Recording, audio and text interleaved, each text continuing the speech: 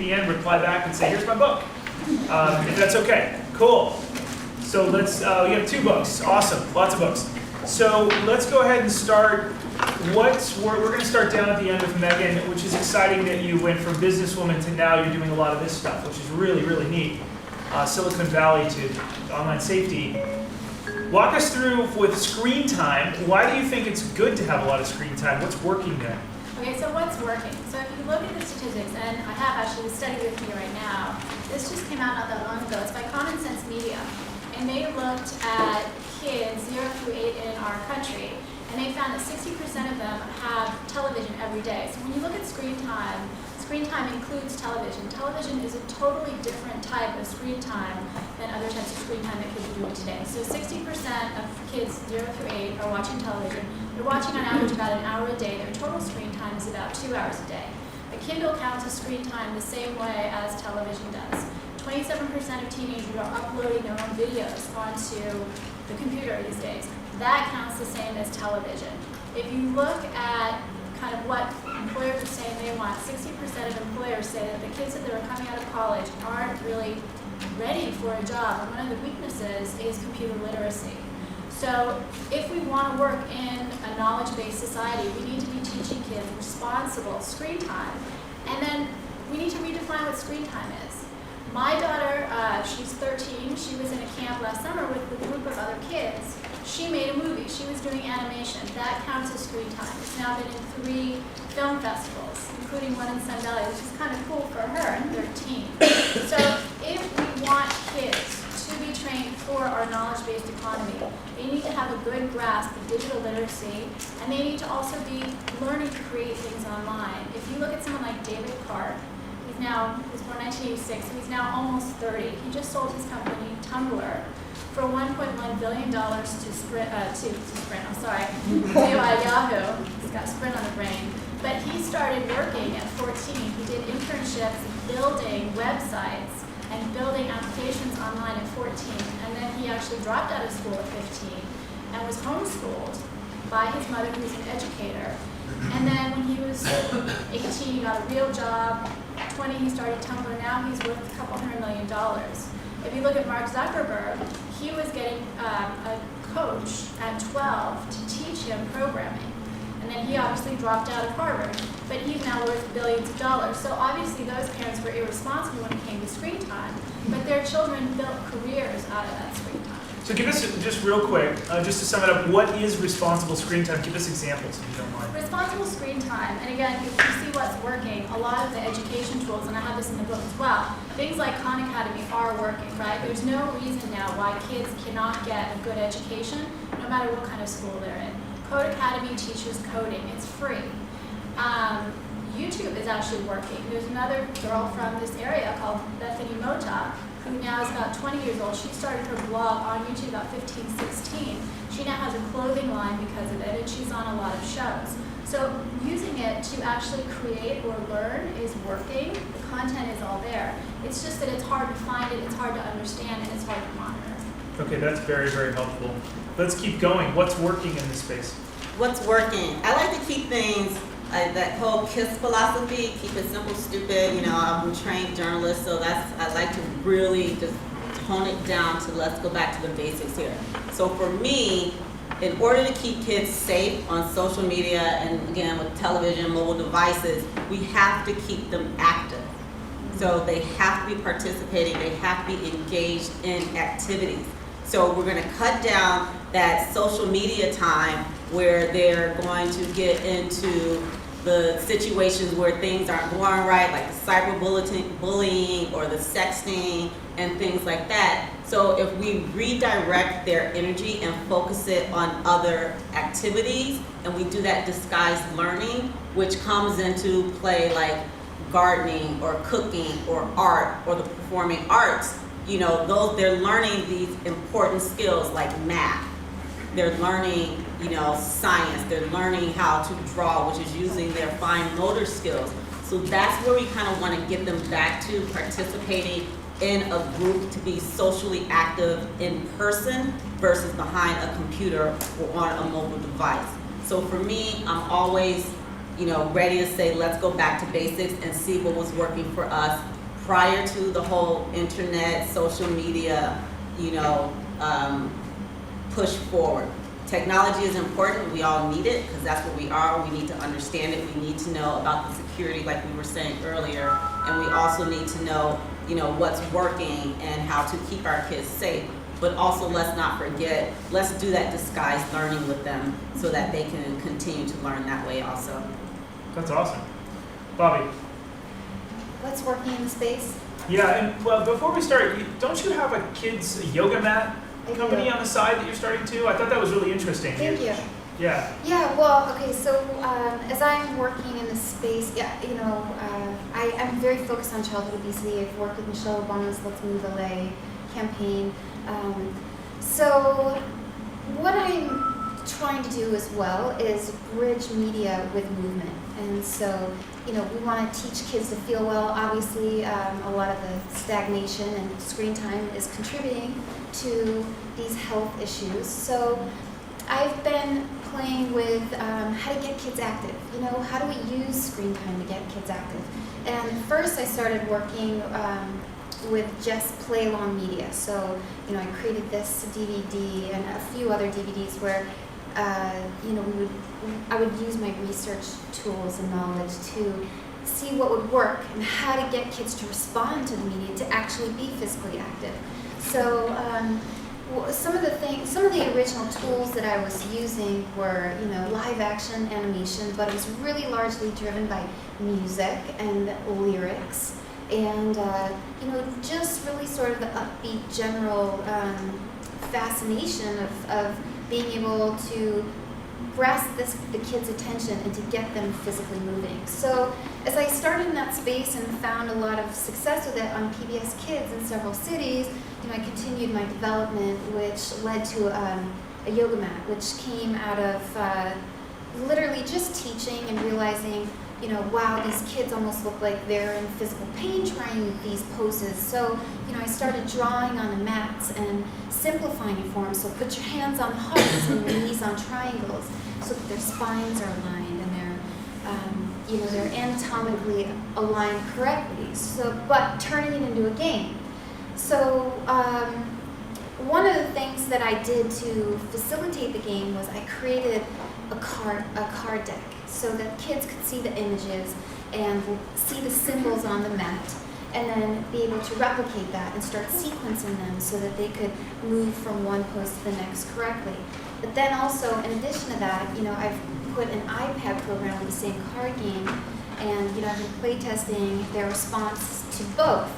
And the good news is, one of the things that came out of it was that their response to the actual printed card game was so successful that they loved it. They would cheer when they knew that they could play the game, right? So I thought this was great news. So then what I ended up doing was creating the app of the card game and testing the app. And so what I do as a researcher is I just hand it to them and say, figure it out. And, they just crack the code in like 1 second because they know what they're doing, right? So, one of the things is called the flow and freeze yoga game. So what they can do is they can cruise through levels and, for example, okay, knees on triangles, hands on hearts, feet on raindrops. And then they can do it and they sit the iPad next to the mat. And then, they can learn and they can copy and mimic and go back and then, cruise around and learn different levels from, the video and the card game. So I've actually found that combining physical activity with media and screen time has been super effective. That's pretty darn awesome. Thank you. All right, let's move on to Deborah. What's working in this space? Wow, we hear about physical fitness, we hear about ways to use the addiction to screen time in a positive way. I have another spin on it. How many of you heard that line, what doesn't kill you makes you stronger? We've heard that. But when it comes to screen time, what doesn't make you stronger will kill you. Would you give a child unlimited access to alcohol before they're 21? Would you give them porn? Would you give them fast food every day for a meal? No, right? And studies have shown that repeated interactions with this screen time creates atrophy in the brain. Atrophy in the brain means we're killing the brain. And so when we've looked at these studies, we realize that there's got to be a way to limit screen time. There's good things. I'm not saying everything's bad. But what is the one most important factor?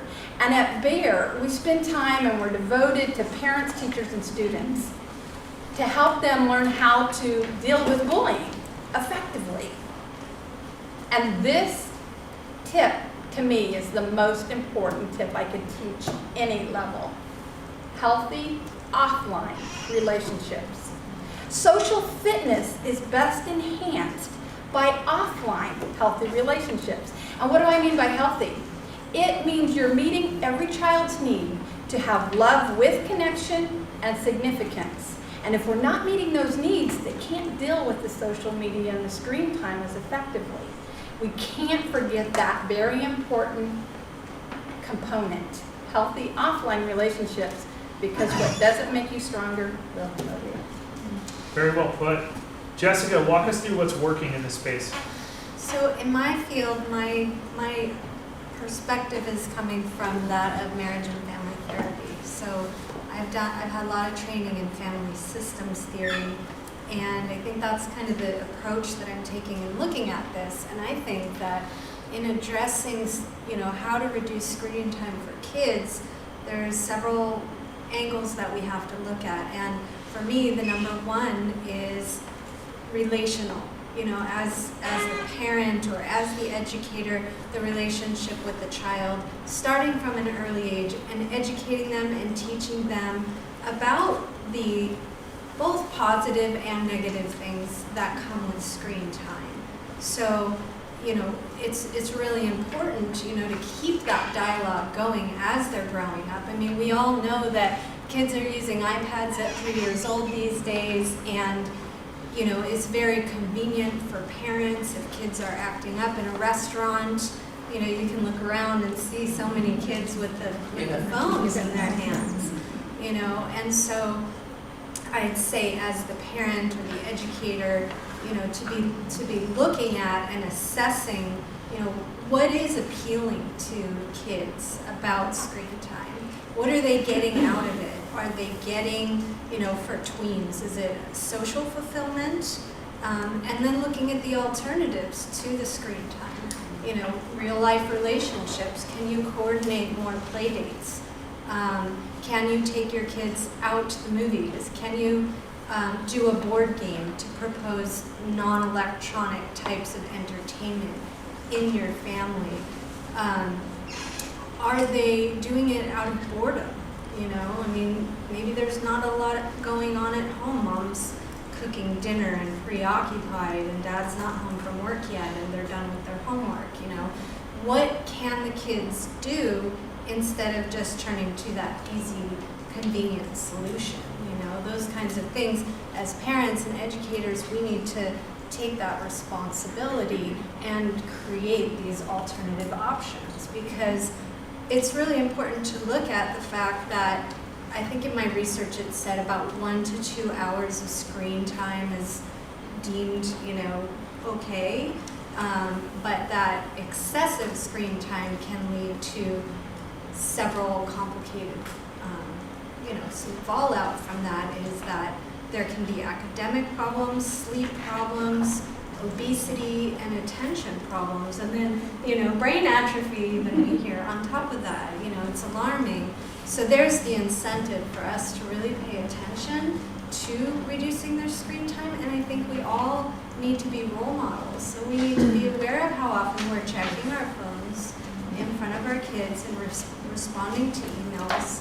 And, I would say that modeling appropriate behavior, not being too dependent ourselves, taking an active role in our kids' lives, and, having that dialogue, having a sit down with them about responsible use, what colleges look at, but even at 3, I've had my kids ask, well, why is it dangerous for me to play with other people online that I don't know? So they need someone to be giving them that guidance and feedback. That's a good point. I actually used to work for a best-selling Gallup author many years ago named Marcus Buckingham, and he wrote a book called The World's Best Managers Break All the Rules, and then the next book's a sequel. They were very good bestsellers.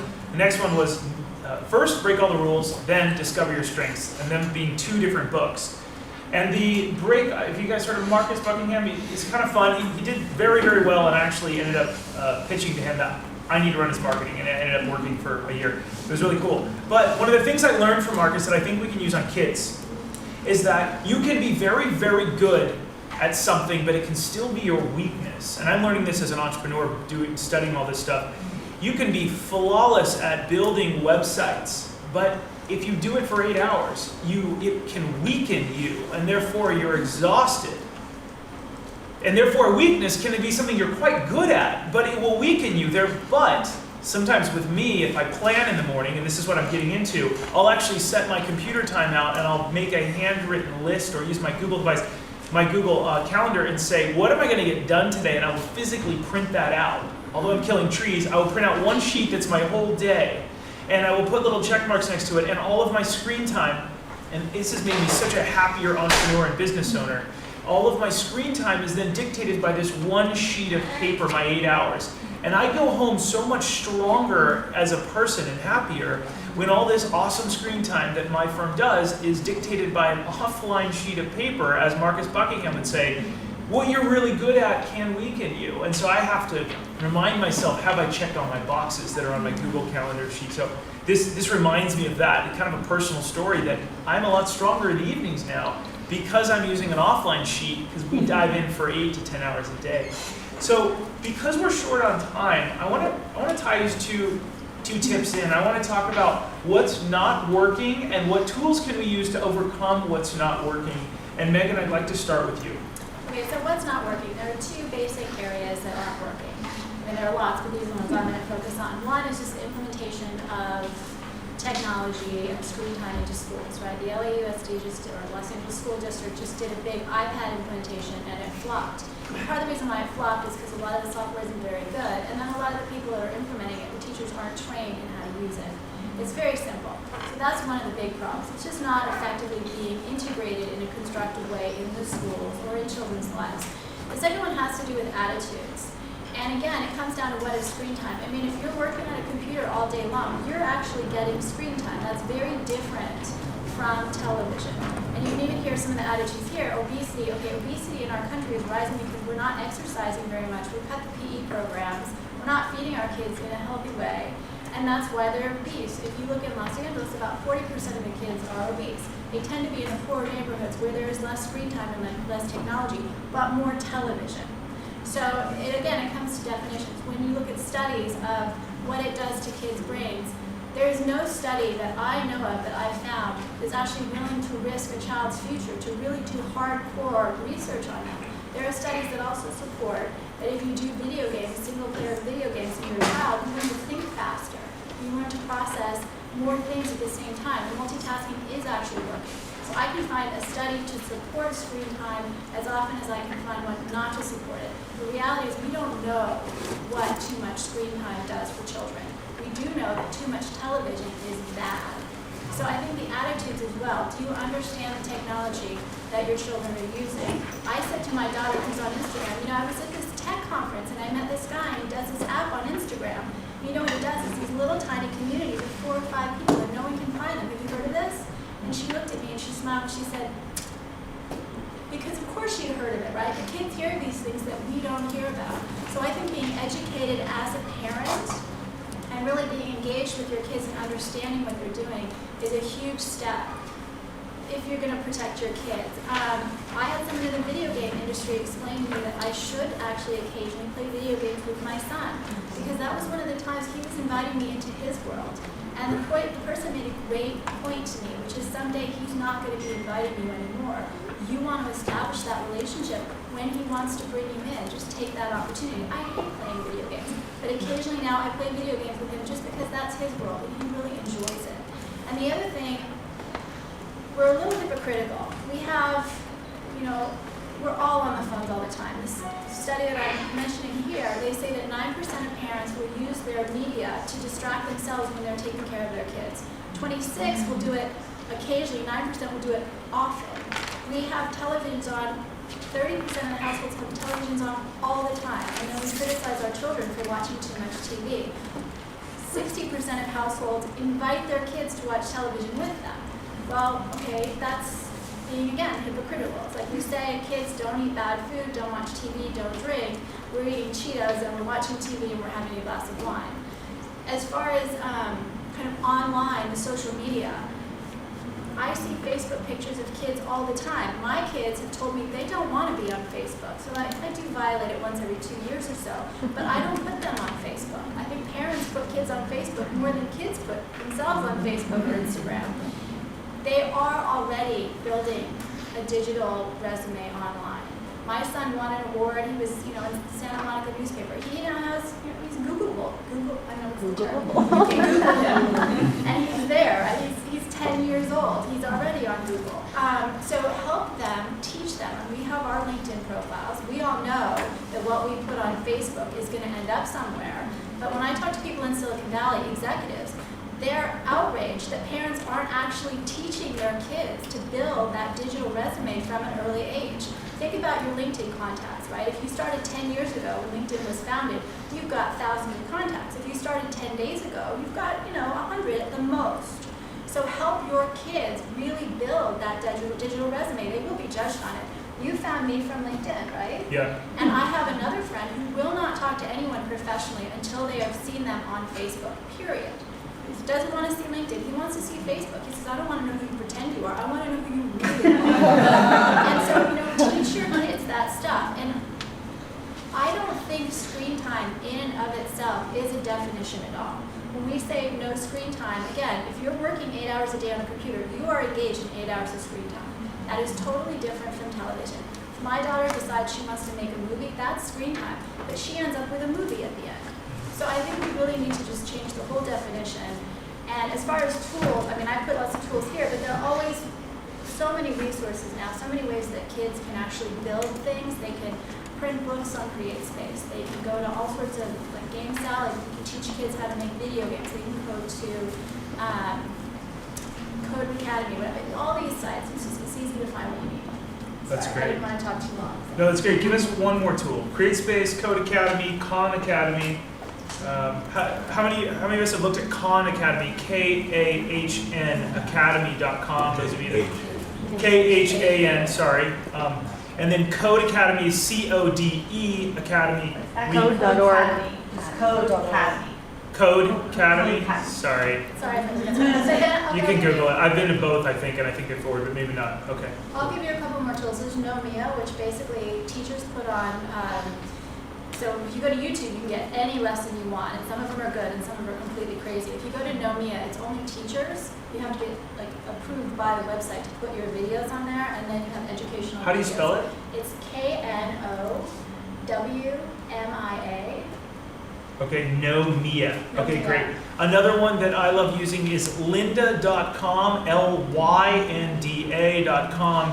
A little bit more of a long-form way to learn anything graphic design, Google Analytics, online technology, and some business stuff. $25 a month. I have it's like a great college education where they go find professionals that did it and they put them through a normal lesson plan saying, why are you so successful? Let's put you into lynda.com. Really awesome way for professionals to learn. And if your kids want to learn Photoshop, $25 a month. I pay for it. I love it. Okay, let's move on next. Dimitria, give me an example of what's not. There was one more website that you mentioned. Draw, is it? No. I don't know. What did I say? CreateSpace? CreateSpace. CreateSpace.com is owned by Amazon. It's a great place to take your longer memoirs, and you can print a whole book. You can do paperbacks, and yeah. And picture books. If your kids have pictures, you want to put them in a book, they can do picture books. Thank you. Cool. let's move on next. What's not working? What are some tools or some like tips on how we can fix it? So for me, like I said before, I'm gonna go back to basics, and it's important for the adults to not be the best friend of their kids. You know, they have best friends, they have their friends. We need to be the parent, we need to be the guardian, we need to be the adult in that relationship. Therefore, we need to be setting up those rules and those boundaries in terms of using the social media, using the mobile devices, the television time, that they're all going to be a part of. So once you give them those tools in terms of these are the rules, these are the boundaries, then you start having a conversation, and then you set them up to understand what it is I should be doing versus what I need to stay away from. And another thing that I really advocate is that create a bill of rights with the kids, okay? This is going to give them, they take ownership of what is happening in their life. So if you create that bill of rights in terms of the social media, and the consequences comes out when the bill of rights is not adhered to, there are no surprises, okay? So again, we're looking at it from the point of view of making sure that they understand that it's important to take ownership, to have responsibility.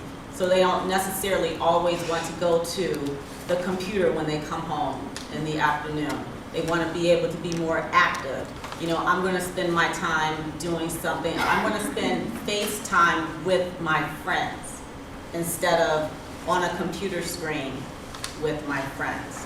So give them that opportunity to interact with one another and set those rules and those boundaries and make sure that everyone understands the consequences. So my really number one tool tip is that Bill of Rights. That's awesome. I like the old school tools. Bobbi, walk us through what's not working and some tools or tips or tactics to fix it. One of the things that I've discovered is that kids' nervous systems are becoming overloaded, and a lot of parents are talking about tics that they're seeing expressed in their children, and they're really concerned about it. So one of the tools that I do for that is, breathing techniques. So why don't we all just do one together, right? Okay, so everybody grab onto your knees, sit up tall, pull your spine up tall, okay? Now let's take a deep breath as we sit up tall. So sit up, exhale through the mouth. Okay, so that's a release from the nervous system. We use the breath to release this frustration and tension, okay? Grab onto the knees again, sit up tall, breathe in, exhale through the nose. So exhaling through the nose generates more energy. So just, when I begin teaching kids movement, or when I'm sitting to do some therapy with them, I always start with the breath and to educate them on how they feel and the difference in it. And literally using the breath to, deactivate this frustration and to underwhelm the nervous system, to remove these feelings. Because the frustration and these feelings, that goes into every area of their life. It makes communication more difficult. It impedes development, learning, and even the ability or the wanting to get through homework. They want to go straight to the thing that's the addiction, right? And a lot of the addiction for kids these days is the screen time. The other aspect of that is, I obviously am a huge advocate of physical movement, right? But the thing that I really enjoy about what I do with movement therapy and integrated yoga is that it does open up the nervous system, and it facilitates communication. So it allows kids to be able to express themselves.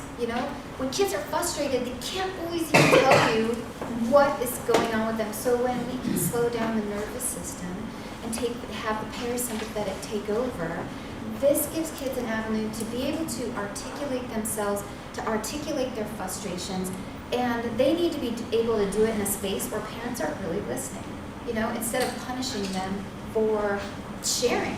So if you want to be able to protect your kids, then you have to create a space where they feel comfortable talking to you, whether you're a teacher or a parent.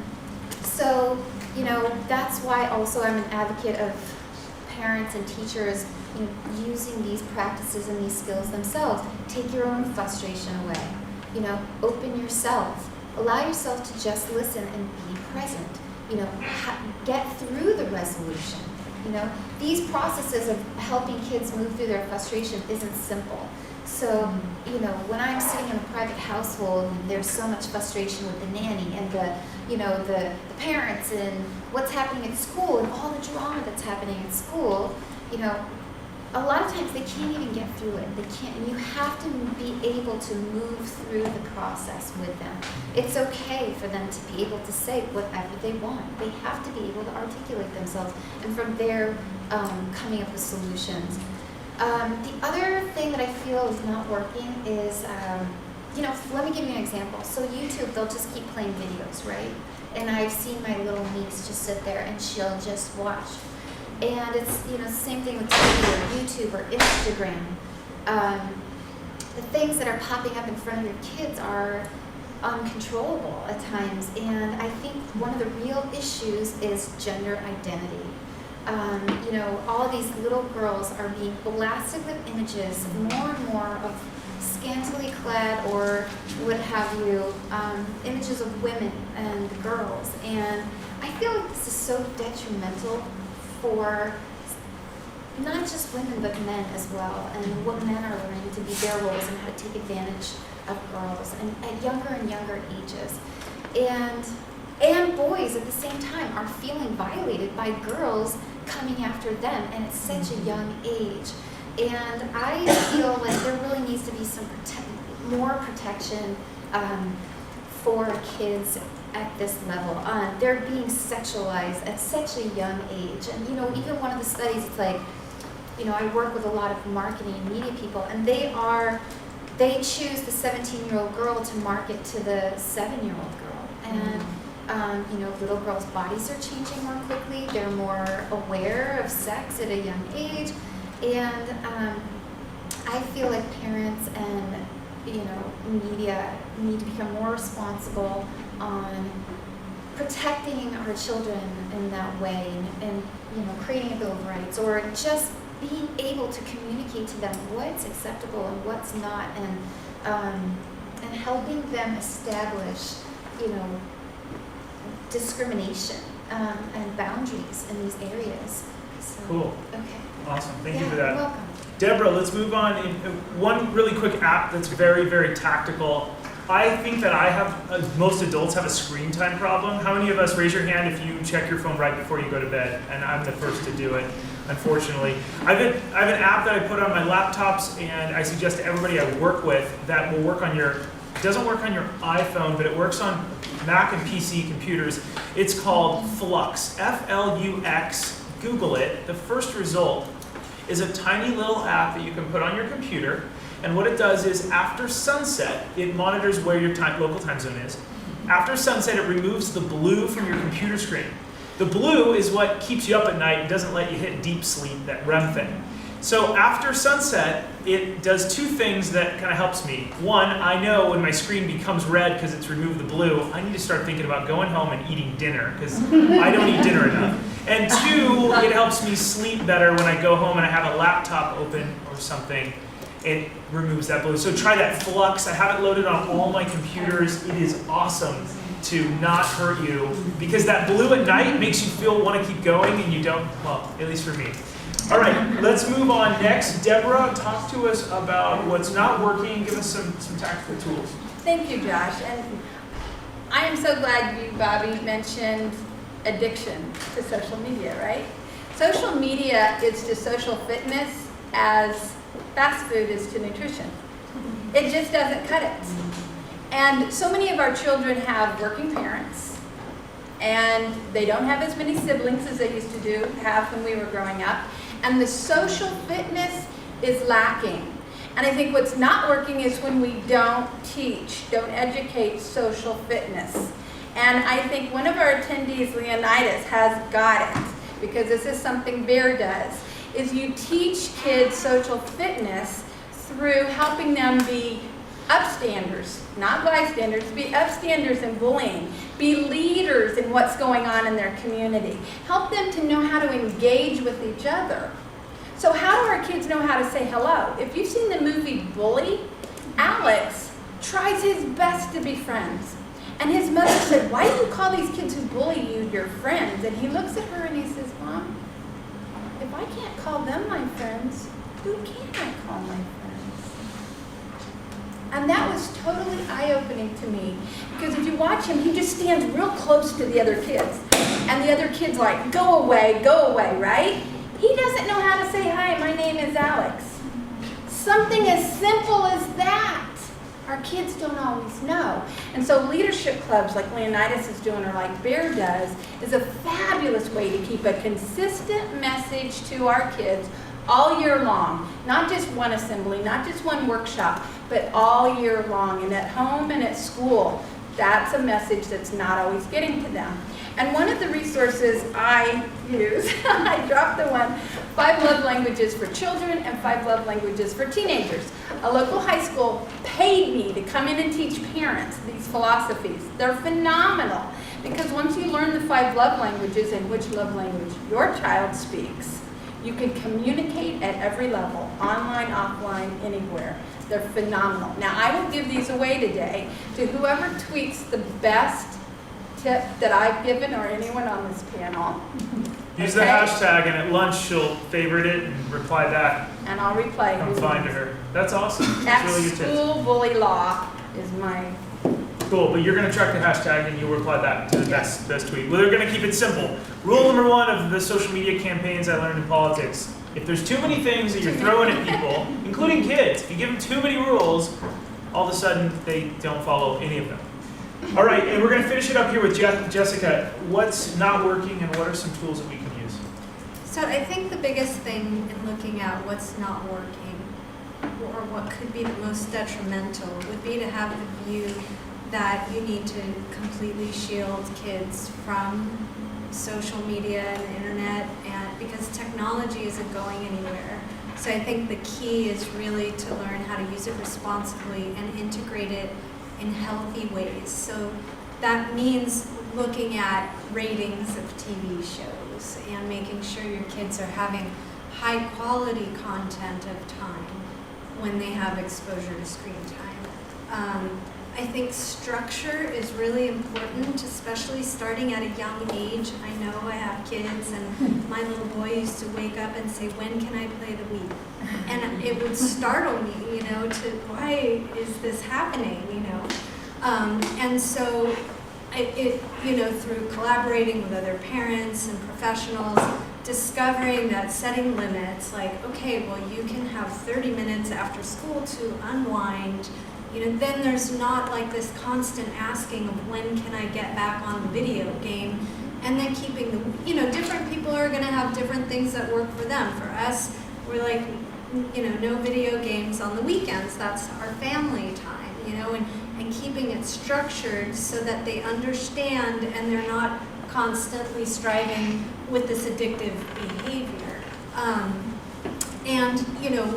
One thing I read in doing my research that really made an impact on me was 5 hours of sitting around watching TV is going to be a different experience than that same 5 hours of some TV, a dance video game, and a Skype session with a grandparent, right? So using that discretion, there's been, you had mentioned all these different ways. There's an app for yoga. There's all these different creative things that kids can do. My daughter loves to make videos now. They have like a Video Star app, that she makes when she has play dates with her friends, and it's creative, and I think they have a great time, and it's not overusing their screen time and just vegging out and zoning out.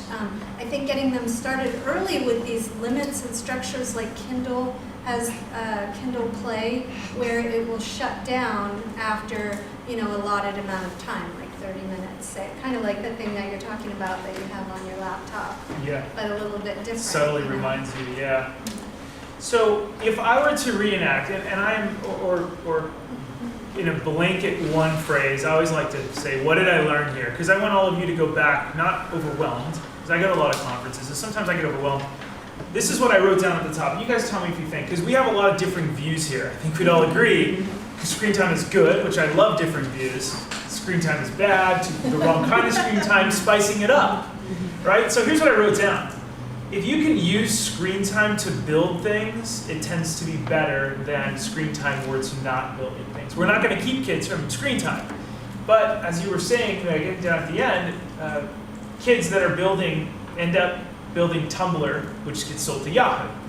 And kids that are using their iPads next to the yoga mat, playing and then doing and repeating, tends to be better than just screen time alone. And Skyping it up, if you will, putting Skype with grandparents plus I like the dance video type thing. That's great. So that's what I would title this video is use screen time to build things so that you can do real life stuff. Is that fair? I think that's fair. I would add one other thing. When you look at the PISA test results of like international reading, the kids that actually tend to score the highest in reading are the ones that are reading from multi-sources, and that includes, by the way, the internet.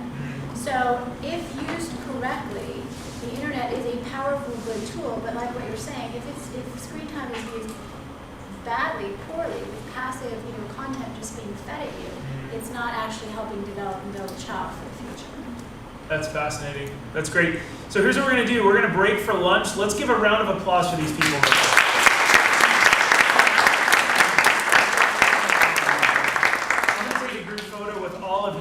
You know what we're going to do? I'm going to announce the winner of this Android device, because you guys have been tweeting. I gave you plenty of opportunity to do this, and then we're going to pick another winner for some of these books here real quick. And we have Chipotle lunch here, I believe. It's all outside, so get ready. Here we go. I took a screen grab of one of my favorite tweets this morning. Raise your hand if you tweeted today with this. Oh, look at almost the whole room. That's great. All right, so here we go. Let's go ahead and pick a Twitter user. Let's give away a book first. Who wants to raise your hand if you want to give away a book? Let's do that. Okay, Dimitria, here we go. Ready? We're going to give away a book to the following user. Somebody said create strong passwords, use a password generator. They included @SafeSmartSocial, SafeSmart14, and SafeSmartSocial.com. You overdid it. at Jamie J. Raise your hand. Yay! You win a book. And the next person, let's go ahead and give away the device. You ready? This person. Okay, great. We'll do that. I have another favorite, and then I'll let you pick a favorite too. This next person said, fear, greed, and curiosity, 3 emotion online predators will prey on. And they mentioned Reza, and they included the hashtag and everything that we asked them to do. Congratulations to the winner of this. Thank you to Sprint for doing this, giving away the Sprint Vital at Angela_Mac25. Great hand. We're going to get a group photo of you and the Sprint people handing this thing off because I think it'll be kind of fun for the website, all right? So you're not allowed to leave with this unless you get a photo with them and me. You promise? I promise. Okay, good. Congratulations. All right, everybody go outside, grab a thing. We're going to break for 45 minutes. You got a burrito. There's veggie, steak, chicken, and pork. There's also waters. Have fun. Okay, group photo. I'm going to need that.